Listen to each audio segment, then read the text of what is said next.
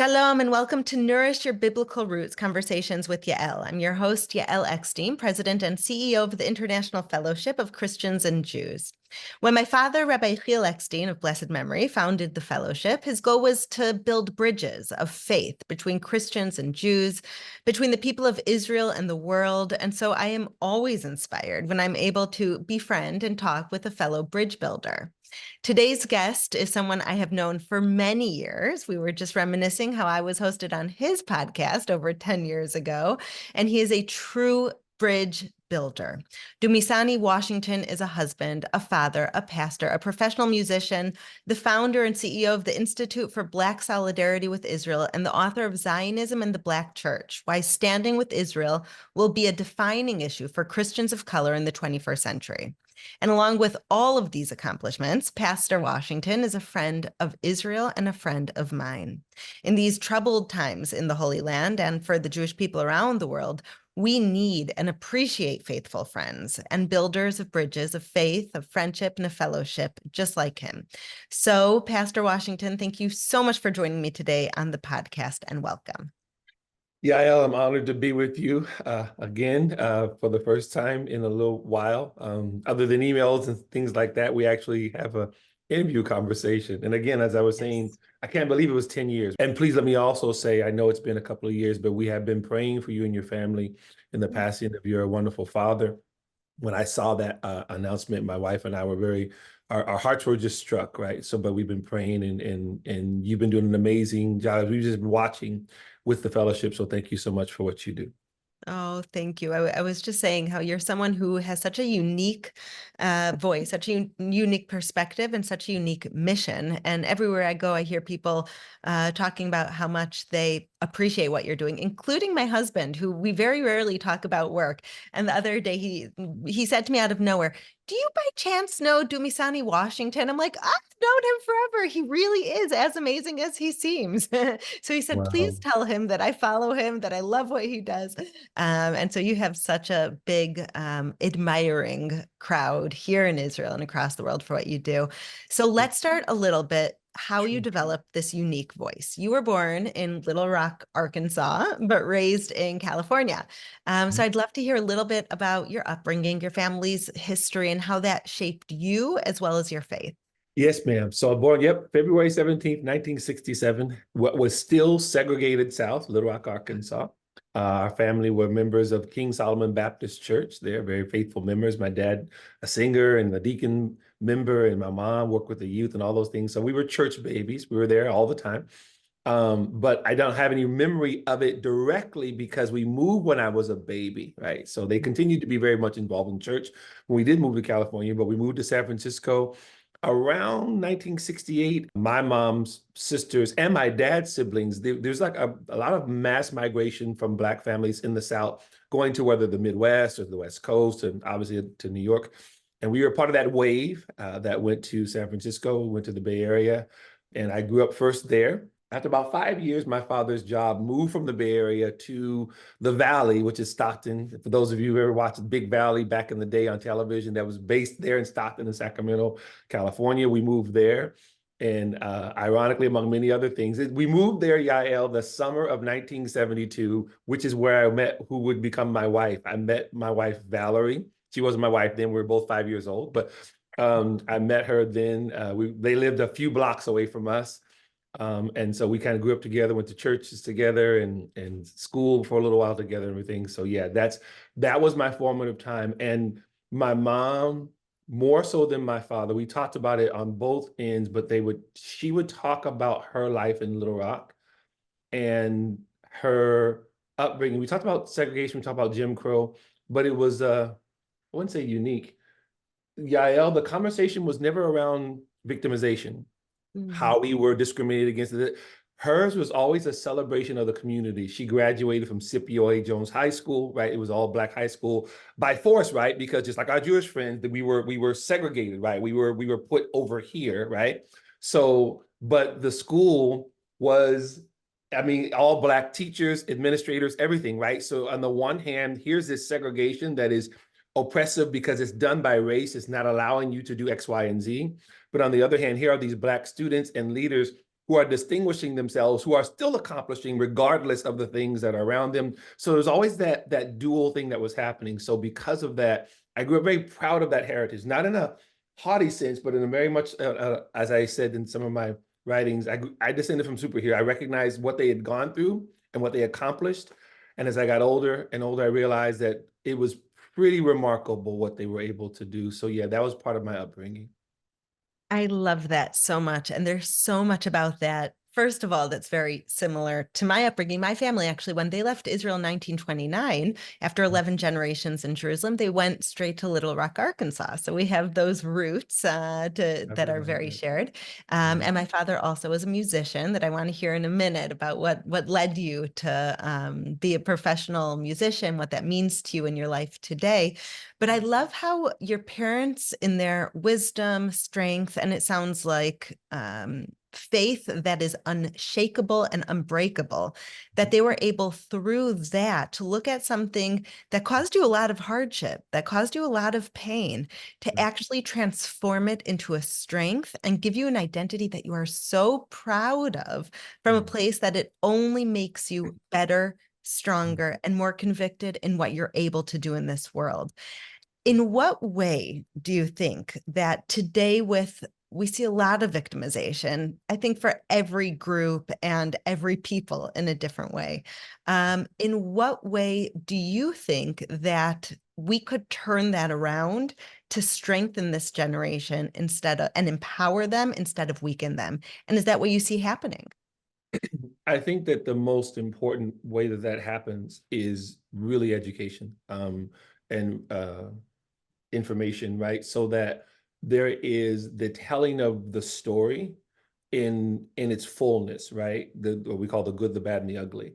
So that the person, and I mean, especially if it's a younger generation, right? I love that scripture in Psalm, one generation shall declare your works to another, right? So there is this passing down from generation to generation. I think that the most effective way, in my opinion, in taking even tragedies and turning them into triumphs is for that individual to learn that it has been done. Not that it's just possible, right?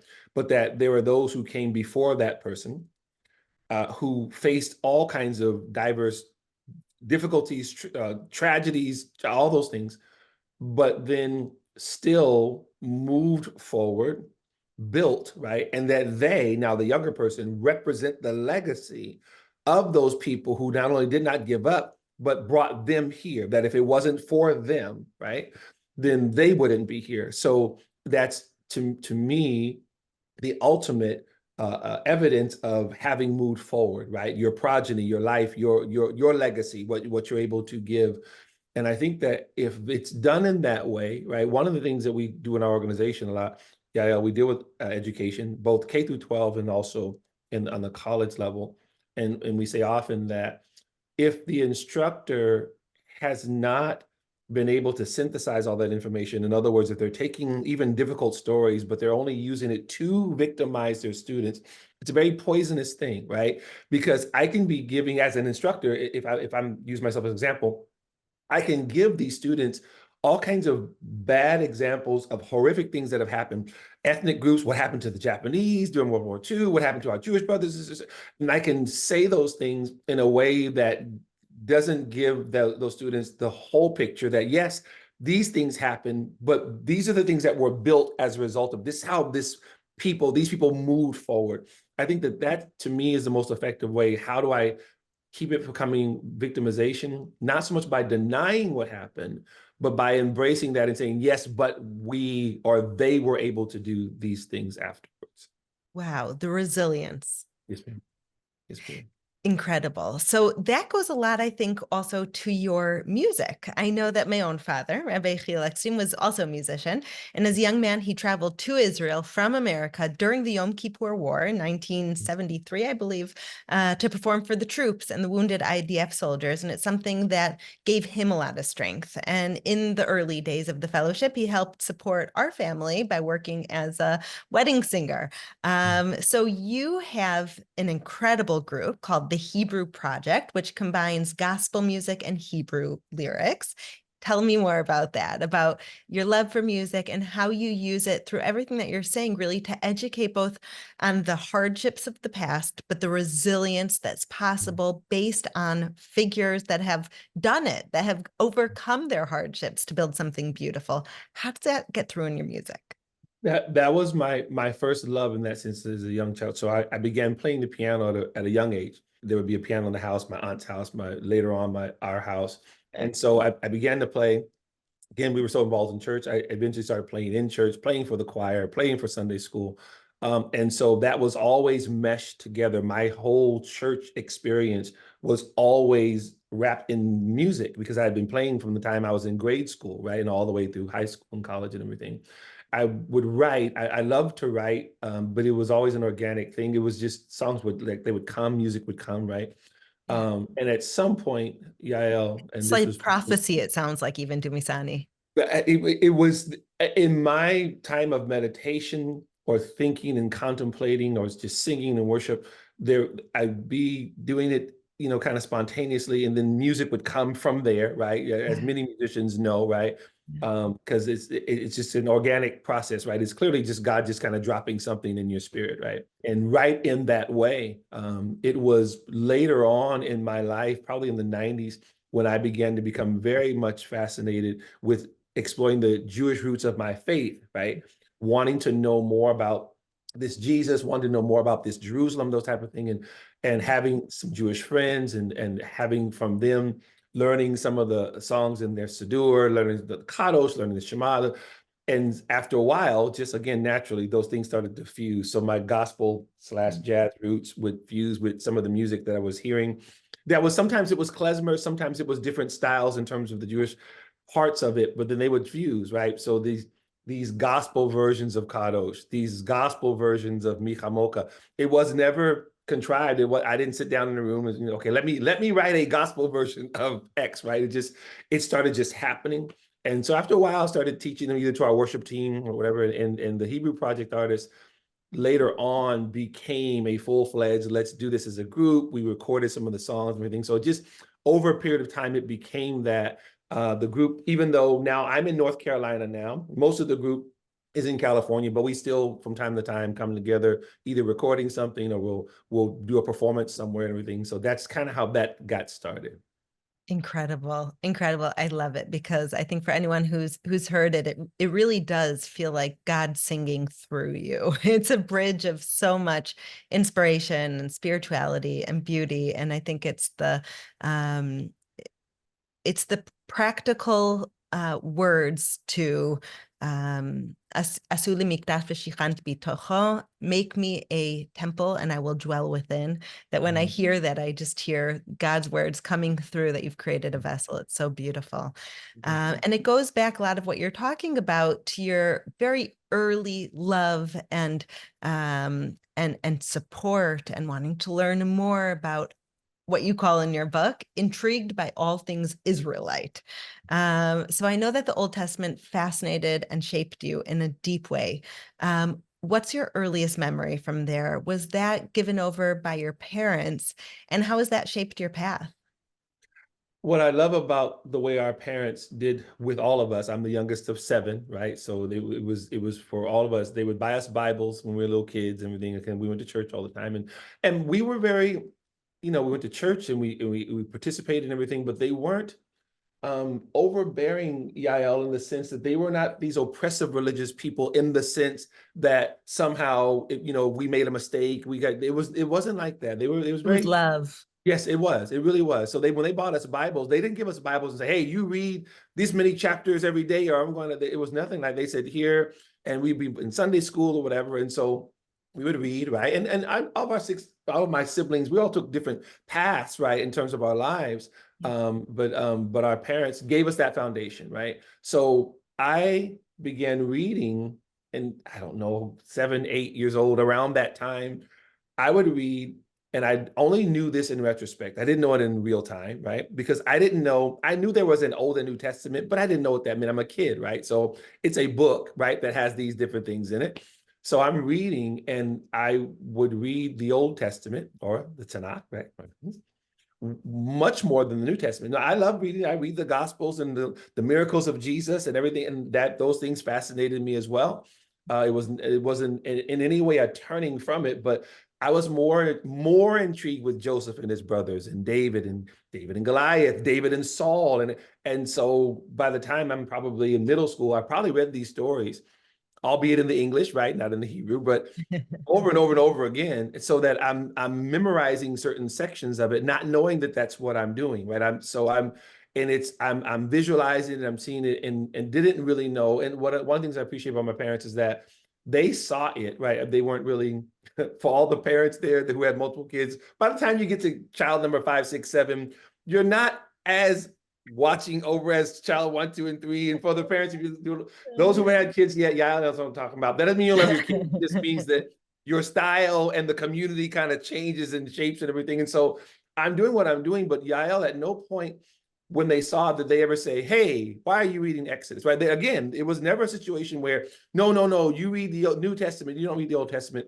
So there was never a stigma in that. Not to mention the fact that in the historic Black church tradition, and as you probably noticed, Yael, I always try to be careful when I'm saying that. I'm not trying to segregate it and make it a race thing, like, oh, there's a Black church, there's a white church, but I'm trying to speak in terms of a historical heritage, if you will, some sort of lineage that's there.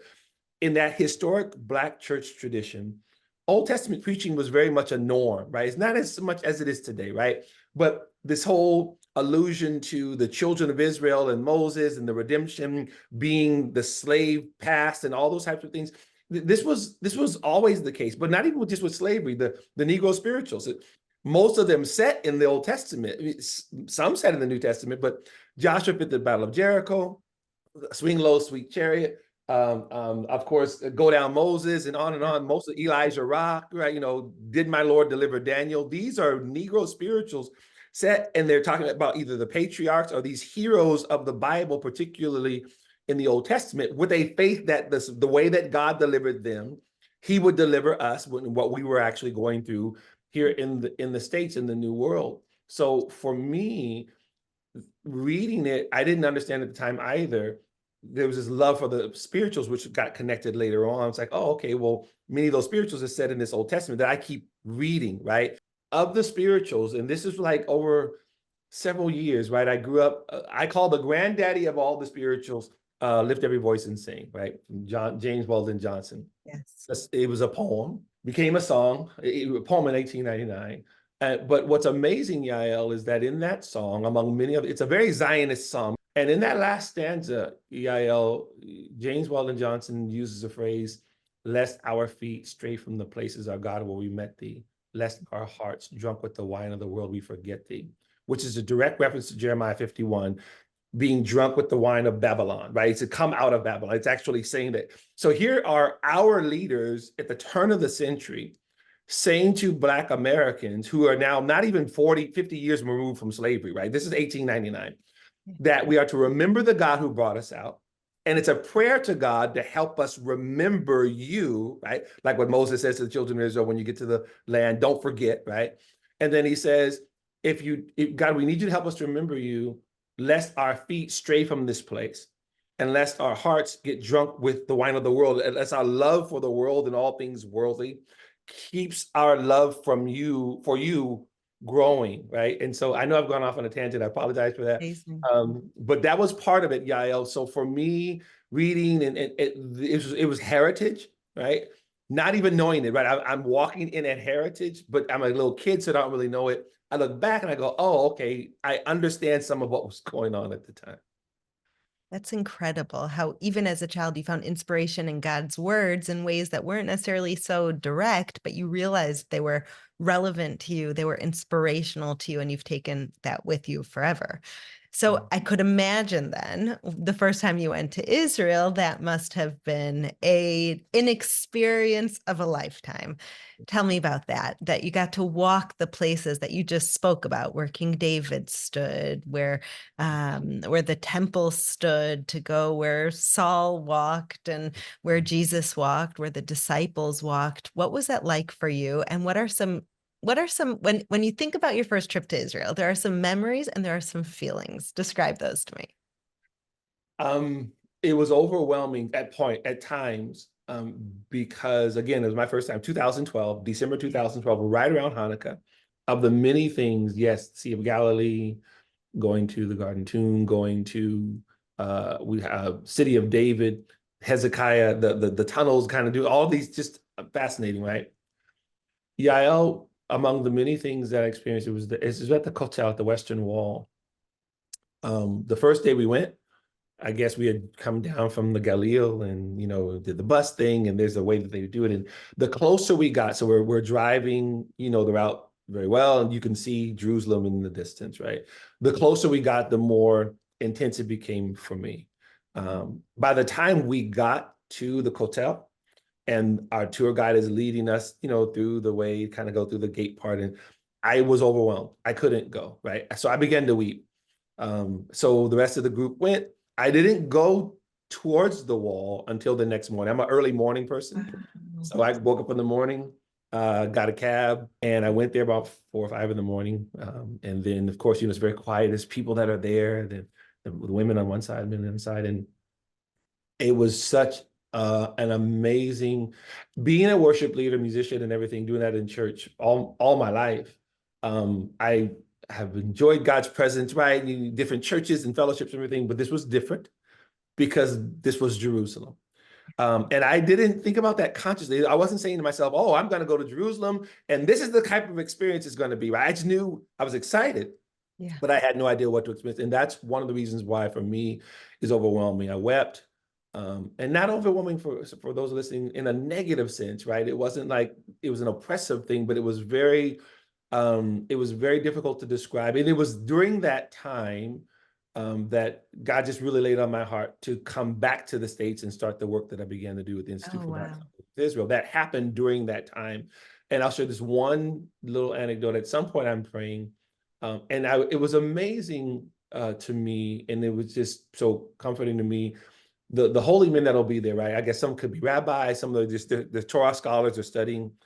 One gentleman in particular, I get there to pray, and he says, welcome, welcome. And we didn't obviously know each other. He's welcome, welcome, go pray. And he asked me, clearly he wasn't Hebrew, or obviously he spoke Hebrew, but I think it seemed to be also an Eastern European language. I'm not really sure because I can tell some of the accent, right? And he asked me in his way, did I want a prayer book? And I said, sure. And he brought me one, but it was like in Portuguese. So he didn't realize. I said, oh, that's a really nice gesture and everything. Just this really nice guy. And another gentleman who may have been a rabbi at some point, I like to walk when I pray.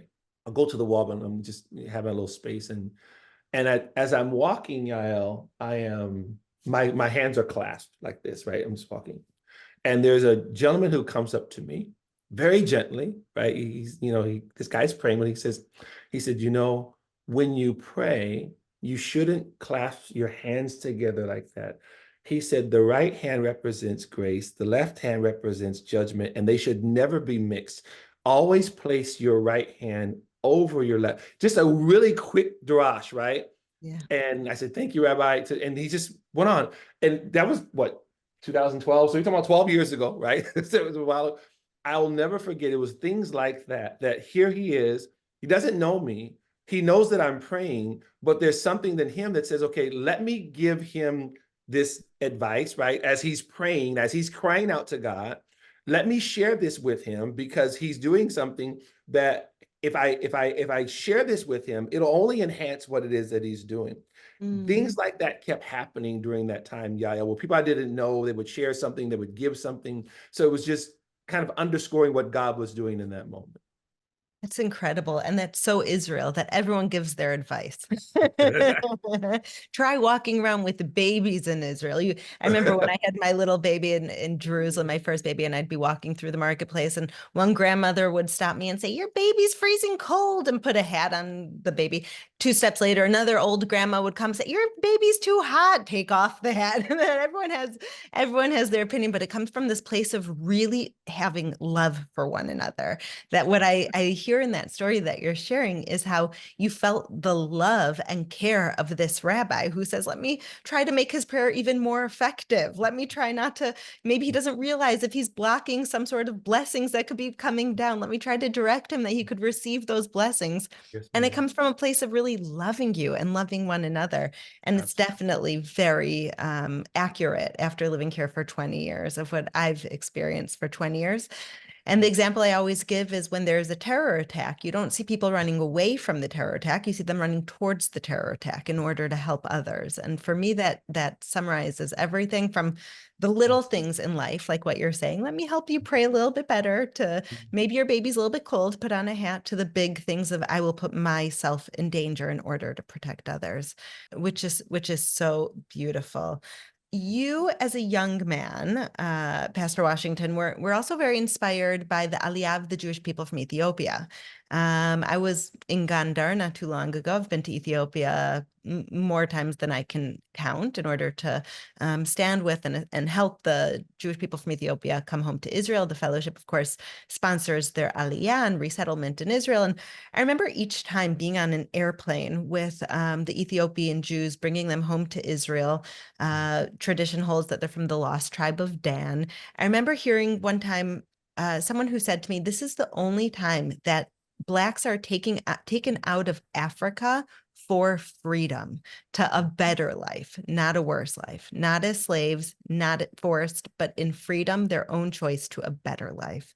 What does the Ethiopian Aliyah represent to you, besides the ingathering of the Jewish people and the lost tribe of Dan coming home, as a pastor who is focused and his life work is on Black Israel relations? What does Ethiopian Aliyah mean to you? That story for me, Yael, has a personal connection because of the way I became aware. So again, though I loved Israel as a kid, all things Israelite, all that, I had no, as a child, I had no concept of the modern state of Israel, right? So all of my context was biblical Israel, right? I knew a couple of Jewish friends at school. I knew that there's a temple in my hometown of Stockton at that time, but I never made any type of connection in that way, right? So I was totally unaware of everything from an Israeli-Palestinian conflict to Aliyah. It was in 1984, which was my senior year of high school, right? My senior year of high school was 84, 85. November of 1984, which was Operation Moses, right? I didn't know any of this, right? So literally, the way God did it, I'm on my way out the door. My mom is watching the news, right? Probably ABC News with Peter Jennings, for those who listen. That's all a long time ago, right? There was no cable, right? There were three networks, ABC, NBC, CBS. And it was at the end of his broadcast, and he said, I can hear his voice finally tonight. And they do this kind of human interest story, right? Almost like a tail end of the newscast. Right. And he began to talk about Ethiopians who had come to Israel. I never even heard of anything like that before. And what I remembered the most was the pictures. They're doing the B-roll as he's talking. Right. Okay. Two pictures I remember to this day. What was that, 40 years ago now, I think is, yes. With the 40th anniversary. Yep, this November will be the 40th anniversary, I think. There was a Ethiopian mom with her baby wrapped around her, like you would see in many African cultures, right? Yeah. And there was an Ethiopian elder who was on the ground, kissing the ground. Now, I didn't know what Ben Gurion Airport was. I could not have told you as a 17-year-old what I was looking at, but it was as if God grabbed my face and made me look at the screen, because I was literally on my way out the door. My friends were getting ready to go play basketball, baseball, whatever we're getting ready to go do. And it's like I turned to the screen and boom, this is on. It doesn't make sense to me at the time. Of course, later on, right, I go, okay, this is what you're doing. That was my first introduction to both Aliyah and to the Jews of Ethiopia, and in a broader sense to the Jewish diaspora. Again, no concept of Jews from Europe and from Africa, from Asia, didn't have any concept of that, which is something of a tragedy, because again, for us as Christians, in terms of the roots of our faith, we should be aware of these things. And that's not a denigration for my pastors. I mean, you teach what you know, right? But when I saw that, I went, oh, okay, so that, among other things, lifts both, it's the pages of the Bible and it lists what's going on in modern day, and they're connected, right? Here is the connect for those who say, oh, that's not the real Israel, that's not the Israel of the Bible. And they say that because they don't understand the very concept of many things, including the diaspora and the aliyah. Yael, that was the beginning of that fascination for me. It was only several years later that I began to research Jews of Ethiopia, Jews of India, Jews of Germany, Jews of Poland, and it blew me away, right? But here are these people who came from Israel, who over thousands of years and from all kinds of pogroms and all kinds of things, they have been scattered to the four corners of the earth, just like the Bible says God will gather them. So it's like, this is a physical, here is the Bible, right? Yael is the Bible. My friends from Ethiopia are the Bible. This is the Bible. So for me, it started in an unconscious way because I'm looking at these pictures. It's almost like my spirit knows that the pictures are important, but my brain has no idea. It's almost like God said, here, placeholder right here. I'll come back to this in a moment. Just remember this picture. And to this day, I still remember that telecast. That is incredible. I remember hearing a story from Operation Moses where, these Jews who are from the lost tribe of Dan, they were living in the mountains of Gandar, Ethiopia, totally disconnected from the world. I was there. I saw the huts they lived in and how you had to walk on foot to get to the top of the mountain, how disconnected from society they were. And I remember hearing a story that when they got to Israel, they've been studying God's word, Be'al Pez, they say, giving it over generation to generation from the time that they were dispersed from Jerusalem and exiled from Jerusalem when the temple was destroyed. And so they knew the verses that they would come back to Israel and the third temple would be rebuilt. And when they landed in Israel, one of the women in Amharic, but there was someone who was able to give it over there, said, bring us to the temple, bring us to the temple. And there was a soldier there who said, the temple was destroyed. It hasn't been rebuilt. 2,000 years ago, it was destroyed. It hasn't been rebuilt. And they all started wailing and crying and tearing their clothes that they weren't coming home to the temple in Jerusalem. And that story for me gives the beginning, the middle, and the end. The beginning is that the temple was destroyed, that the tribes were exiled. The middle is what we're seeing now, that the words of the prophets are coming alive. And the end is, if this is happening, if this totally unfathomable reality that you never could have, I think about my grandfather in Germany during the Nazis and reading the scriptures and saying, one day you'll go home to Israel. What Israel? These are Nazis. 70% of them identify as Christian. What? And that now, one generation later, two generations later, his grandkids, great grandkids who are in Israel, that as we say in Hebrew, Yeshuat Hashem Kerafain, redemption from the Lord comes in the blink of an eye. And when I hear your story of just being out to play basketball with your friends, and all of a sudden, in a second, God's opening up your eyes to his reality, his words, his prophecy that's possible, and then exploring it later and bringing you to this moment, God has such a plan, and we all have to believe that that plan on our life is happening and it will happen. Yeah, it's me. I was reminded as you were talking, there's that once again in that Black American tradition, there's this fascination with the Ethiopian Jews and the Ethiopian community, right? There's the churches that were named of the Abyssinian Baptist Church, Abyssinia, once again, Ethiopia. Right. There's this fascination with the Queen of Sheba. It was only, and I consider myself someone who tries to be aware of history and everything. It was only about a couple of years ago that I learned in American history that during the time of the Italian invasion of Ethiopia, the Mussolini, that there was such a visceral reaction to that within the Black American community that there were Black men in Harlem and in Chicago who they were recruiting. They were signing up. This is a separate group, right?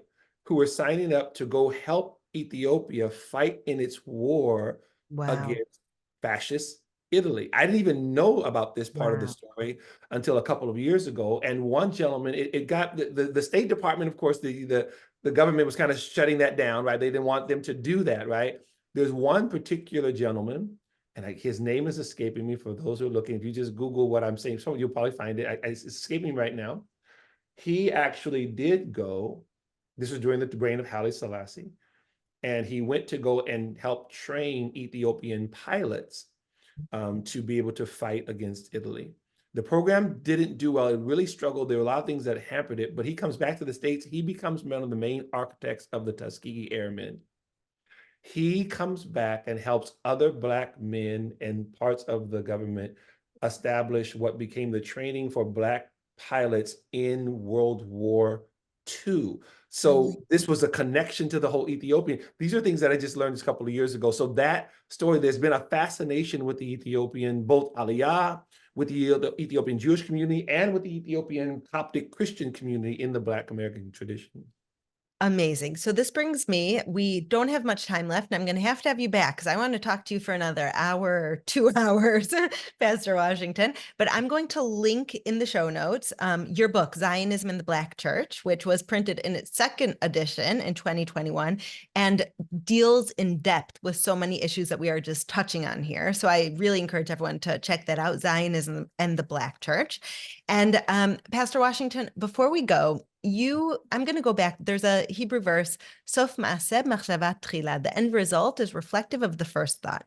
And you started off by saying how your mother and father inspired you so much by taking these Black figures in America and using them as an example of what you could accomplish, of what you could be, taking this very, very challenging, oppressive, hard history, and while teaching that part of it, also using it to encourage, inspire, and strengthen you.